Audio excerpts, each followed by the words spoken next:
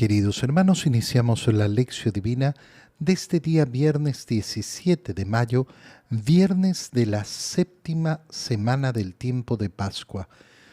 Por la señal de la Santa Cruz de nuestros enemigos, líbranos, Señor Dios nuestro, en el nombre del Padre, y del Hijo, y del Espíritu Santo. Amén. Señor mío y Dios mío, creo firmemente que estás aquí, que me ves, que me oyes. Te adoro con profunda reverencia, te pido perdón de mis pecados y gracia para hacer con fruto este tiempo de lección divina. Madre mía Inmaculada, San José, mi Padre y Señor, Ángel de mi guarda, interceded por mí. Continuando con la lectura del libro de los Hechos de los Apóstoles en estos últimos días de Pascua, antes de celebrar la fiesta de Pentecostés, leemos el capítulo 25, versículos 13 al 21. En aquellos días, el rey Agripa y Berenice llegaron a Cesarea para saludar a Festo. Como se detuvieron algún tiempo allí, Festo expuso al rey el caso de Pablo con estas palabras: «Tengo aquí un preso que me dejó Félix, cuya condenación me pidieron los sumos sacerdotes y los ancianos de los judíos cuando estuve en Jerusalén. Yo les respondí que no era costumbre romana condenar a ningún hombre sin cariarlo antes con sus acusadores, para darle la oportunidad de defenderse de la acusación. Vinieron conmigo a Cesarea y sin dar largas al asunto, me senté en el tribunal al día siguiente y mandé que compareciera ese hombre. Los acusadores que se presentaron contra él no le hicieron cargo de ninguno de los delitos que yo sospechaba. Se trataba solo de ciertas discusiones acerca de su religión y de un tal Jesús ya muerto que Pablo asegura que está vivo. No sabiendo qué determinación tomar, le pregunté a Pablo si quería ir a Jerusalén para que se le juzgara allá de esos cargos. Pero como él pidió ser juzgado por el César, ordené que siguiera detenido hasta que yo pudiera enviárselo». Palabra de Dios. Ya el día de ayer veíamos en el libro de los Hechos de los Apóstoles justamente lo que refiere Festo, que es el comandante de esta zona del Imperio Romano, es decir, de toda esta zona de Jerusalén, de toda Tierra Santa, sobre lo que sucedía con Pablo, cómo fue efectivamente, cómo fue encarcelado, fue puesto preso, y se le pidió que fuera condenado. ¿Quiénes pidieron que Pablo fuera condenado? Los sumos sacerdotes y los ancianos de los judíos. Y entonces le refiere a la autoridad. ¿Por qué? Porque llega el rey Agripa y Berenice a Cesarea a visitar a Festo. Es decir, ¿dónde está Pablo preso en este momento? En Cesarea. Cesarea de Filipo, que es un lugar reconocido en las Escrituras porque es el lugar donde se produce la confesión de Pedro: tú eres el Mesías, el Hijo de Dios vivo. Y yo te digo a ti, tú eres Pedro, y sobre esta piedra fundaré, sobre esta piedra levantaré mi iglesia. En ese lugar es donde lo tienen preso a Pablo. Ahora, ¿cuál es la parte interesante de esta referencia? Cómo efectivamente se lo han entregado y cómo la autoridad del comandante hace lo que se debe hacer, es decir, carearlo con los acusadores para que pueda defenderse de las acusaciones. Sin perder tiempo, dice que se sentó en el tribunal y mandó que comparecieran los que lo acusaban y presentaron contra él ninguna prueba de delitos, sino, como explica el libro de los Hechos de los Apóstoles, se trataba solo de ciertas discusiones acerca de su religión y de un tal Jesús ya muerto que Pablo asegura que está vivo. Y aquí la referencia tan importante que nos está dando el libro de los Hechos de los Apóstoles sobre lo que está sucediendo con Pablo. ¿Por qué digo tan importante? Porque fíjate bien, en primer lugar, se nos muestra cómo ese imperio romano tenía cosas buenísimas que en otros estados no sucedía y que nosotros hemos asimilado dentro de nuestra jurisprudencia.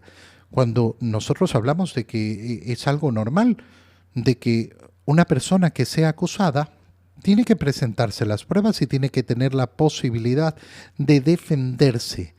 Bueno, esto no es un sistema que se haya desarrollado en todas partes, es la jurisprudencia romana. Y esto nos lleva a pensar justamente por qué. ¿Por qué el tiempo preciso de la venida del Señor, el tiempo elegido por Dios para la venida del Señor, fue justamente cuando se había desarrollado un imperio que uno podrá decir, no, pero tenía tantas cosas malas y negativas? Sí, posiblemente, pero también tenía cosas muy buenas, como esto, un sistema que ha influido, perdón, en toda la jurisprudencia occidental, que está basada justamente en ese derecho romano. Cuando ese imperio se va a cristianizar, se va a convertir al cristianismo, entonces claro, se van a fusionar estas dos cosas. Se va a fusionar esa bondad que tenía el imperio romano en cuanto al desarrollo judicial con la verdadera fe. La fe que conduce a la salvación y por tanto se va a producir algo buenísimo. No podemos decir que toda la cultura romana era buena. No, estaban impregnados de mucha pecaminosidad, estaban impregnados de muchas cosas malas, pero resulta que esto era bueno. Primera idea fundamental. Segundo, ¿de qué se trata la discusión? Acerca de su religión. Por tanto, no se trata de un tema legal. Y esto también va a ser importante. ¿Por qué?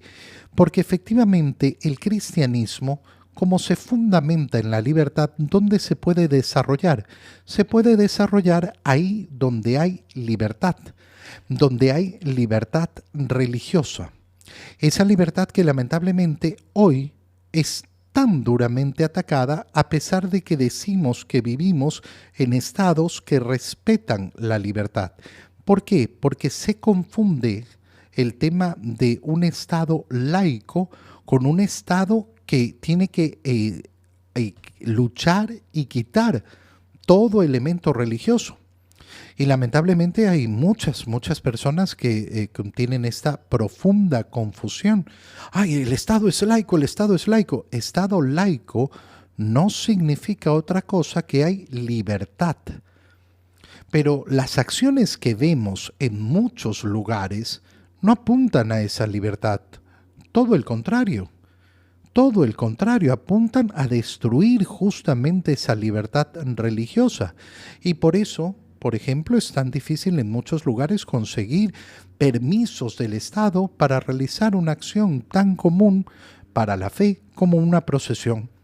No, es que no se puede porque el Estado es laico. Hermano mío, cuando tú tienes una población que cree y es ferviente y es religiosa, lo que hay que permitirle es vivir su fe dentro de las normas y dentro de todo lo que haya que hacer. Pero hay esa lucha. Fíjate entonces qué importante ver cómo esa libertad del Estado para decir, bueno, pero están acusándolo de cosas religiosas que el Estado no tiene nada que hacer. Y tercer punto importantísimo, dice,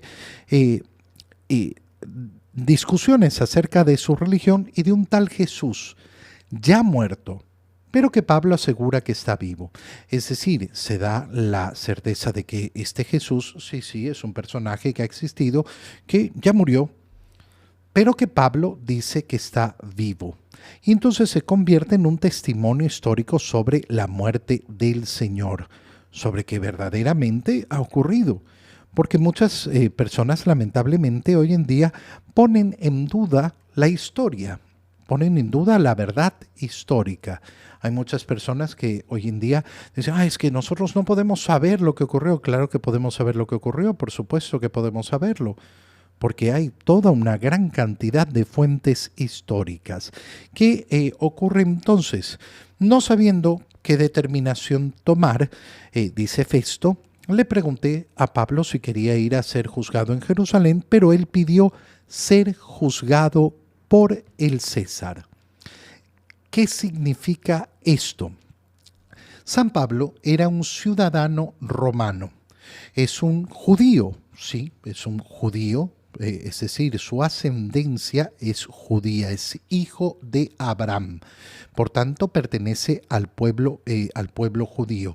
Pero resulta que tiene los derechos de un ciudadano romano, tal y como ocurre hoy en día cuando hablamos de esa ciudadanía. Y esa ciudadanía tenía una serie de derechos que puede pedir el ciudadano, reconocidos por la autoridad. Uno de esos derechos era que un ciudadano romano podía exigir no ser juzgado por ningún otro juez que no fuera César, es decir, el emperador. Y esto es lo que había pedido Pablo. ¿Por qué Pablo pide esto? Sabiendo que era un recurso que nadie quería pedir, sino en situaciones sumamente extremas. ¿Por qué? Porque representaba estar en prisión posiblemente mucho tiempo hasta que César decidiera recibirlo o pudiera recibirlo. Pero sin embargo significaba que tenía que ser llevado hasta César. Y por tanto, de esta manera Pablo se asegura que lo lleven a Roma.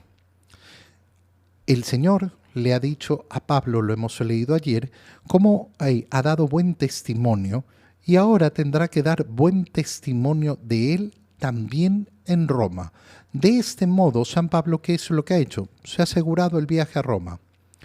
Se ha puesto la soga al cuello, podríamos decir. Sí, claro, pero de esta manera se ha asegurado poder llegar a Roma y cumplir con la misión que el Señor le ha dado. En el Evangelio, leemos el Evangelio de San Juan, capítulo 21, versículos 15 al 19. En aquel tiempo le preguntó Jesús a Simón Pedro, Simón, hijo de Juan, ¿me amas más que estos? Él le contestó, sí, Señor, tú sabes que te quiero. Jesús le dijo, apacienta mis corderos. Por segunda vez él le preguntó, Simón, hijo de Juan, ¿me amas? Él le respondió, sí, Señor, tú sabes que te quiero. Jesús le dijo, pastorea mis ovejas. Por tercera vez él le preguntó, Simón, hijo de Juan, ¿me quieres? Pedro se entristeció de que Jesús le hubiera preguntado por tercera vez si lo quería y le contestó, Señor, tú lo sabes todo, tú sabes bien que te quiero. Jesús le dijo, apacienta mis ovejas. Yo te aseguro, cuando eras joven tú mismo te ceñías la ropa e ibas donde querías, pero cuando seas viejo, extenderás los brazos y otro te ceñirá y te llevará a donde no quieras. Esto se lo dijo para indicarle con qué género de muerte habría de glorificar a Dios. Después le dijo, sígueme. Palabra del Señor. Estamos leyendo prácticamente el final del Evangelio de San Juan, esa última aparición del Señor que relata el Evangelio de San Juan. Esta aparición del Señor, estamos hablando de aparición porque estamos hablando después de la resurrección. Por eso hemos saltado hoy día al capítulo 21 del Evangelio de San Juan, el último capítulo. La última aparición de Jesús, nos dice San Juan, ocurrió cuando Pedro estaba en Galilea junto a los otros apóstoles y dijo, voy a pescar, y dijeron, nosotros vamos contigo. Y no pudieron pescar absolutamente nada en toda la noche. Cuando se acercaban de vuelta a la costa, se les presenta Jesús, pero no lo reconocen. Y entonces les dice, echen las redes, y sacaron muchísimos pescados, 156 pescados salieron. los llevó Pedro arrastrando la red. Hay toda una simbología de la iglesia, la barca, que no funciona si no está Jesús con ellos y si no siguen las indicaciones de Jesús, y cómo esa red no se rompe. Pero después de que se sientan a comer con Jesús y ya saben que es Jesús, viene esta pregunta triple de Jesús a Pedro. ¿Por qué le pregunta 3 veces Jesús a Pedro lo mismo? Bueno, porque 3 veces lo ha negado Pedro al Señor. Y entonces, de alguna manera, es en primer lugar el modo en que tiene que resarcir lo que ha hecho. Esto nos habla muchísimo de cómo nosotros efectivamente somos perdonados. Pedro había sido perdonado. Nos dice el Evangelio que después de haber negado al Señor, Pedro se fue y lloró amargamente, arrepentido por esa negación que ha hecho al Señor. Pero ahora tiene que resarcir. Y esto nos habla efectivamente de cómo nosotros tenemos que pagar por nuestras deudas. Nuestros pecados se perdonan cuando los confesamos, cuando pedimos perdón al Señor, pero tenemos una pena que saldar, y por eso en esta vida nos preocupamos de saldarla. A través de nuestras buenas obras, a través del ofrecimiento de nuestros sufrimientos y también buscando esos sacrificios y esas mortificaciones que realizamos por las penas de nuestros pecados. Ahora, internándonos ya más en la pregunta que le hace Jesús a Pedro. Simón, hijo de Juan, ¿me amas más que estos? ¿Por qué ese más que estos?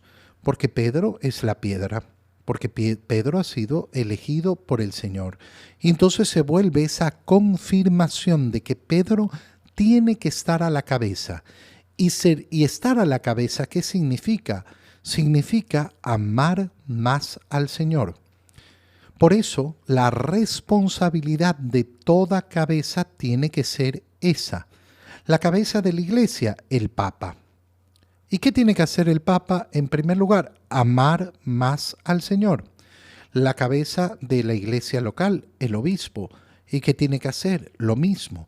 La cabeza de la parroquia, el párroco, también tiene la misma obligación. Y así vamos pasando por todas aquellas situaciones dentro de la iglesia donde se es cabeza. La cabeza de la familia también. El esposo, la esposa, tienen que amar más a Jesús. Tienen que amar más de aquellos de los cuales son cabeza. Siempre es esta la misión. Tú sabes que te quiero. Primera respuesta del Señor, apacienta mis corderos. ¿Qué significa apacentar? Mantener en la paz. Pero la primera expresión que utiliza es corderos. Es decir, no habla de ovejas, sino de los corderos. Mientras que las 2 respuestas siguientes va a hablar de ovejas. La segunda vez que le pregunta, sí, Señor, tú sabes que te quiero. ¿Y qué le dice Jesús? Pastorea, apacienta, da paz, crea ese ambiente de paz entre quienes, entre los 12 y por tanto en el colegio apostólico. ¿Cuál es la misión de Pedro? Pacificar a la iglesia para que trabaje junta. Segundo, pastorear ahora es a todas las ovejas. ¿Qué significa pastorear? Significa indicarles el camino para llegar al alimento, el camino seguro para llegar al alimento. Qué bonita expresión. Y la tercera vez que le pregunta, Pedro se entristece y le dice, Señor, si tú lo sabes todo, ¿para qué me estás preguntando? Si lo sabes, sabes que te quiero, sabes que es verdad. Es decir, Pedro no está engañando y sabe que es imposible engañar al Señor. ¿Y qué le dice Jesús? De nuevo, apacienta mis ovejas. Entonces, la primera expresión referida a apacentar a los corderos y las siguientes que son pastorea mis ovejas y apacienta. Pacifica primero a la cabeza de la iglesia, es decir, a la jerarquía. Pastorea a todas las ovejas, guíalas por el camino verdadero, el camino seguro que lleva al alimento. Y en tercer lugar, apaciéntalas, es decir, dales paz. Y termina el Evangelio diciéndole Jesús a Pedro: de verdad te aseguro que cuando eras joven, tú hacías las cosas, pero cuando seas viejo extenderás los brazos.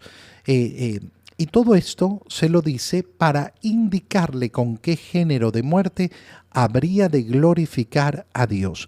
Aquí es donde se une lo que hemos leído en la primera lectura de los Hechos de los Apóstoles y el Evangelio. ¿Por qué? Porque Pablo se ha asegurado ser llevado a Roma y ahí va a ser martirizado. El mismo día va a ocurrir lo que le está diciendo el Señor a Pedro. Por eso nosotros tenemos esa tradición de celebrar la fiesta de San Pedro y San Pablo, porque la tradición nos dice que fueron martirizados el mismo día. Te doy gracias, Dios mío, por los buenos propósitos, afectos e inspiraciones que me has comunicado en este tiempo de lección divina. Te pido ayuda para ponerlos por obra. Madre mía Inmaculada, San José, mi Padre y Señor, Ángel de mi guarda, interceded por mí. María, Madre de la Iglesia, ruega por nosotros. Queridos hermanos, reciban mi bendición en el nombre del Padre, y del Hijo, y del Espíritu Santo. Amén.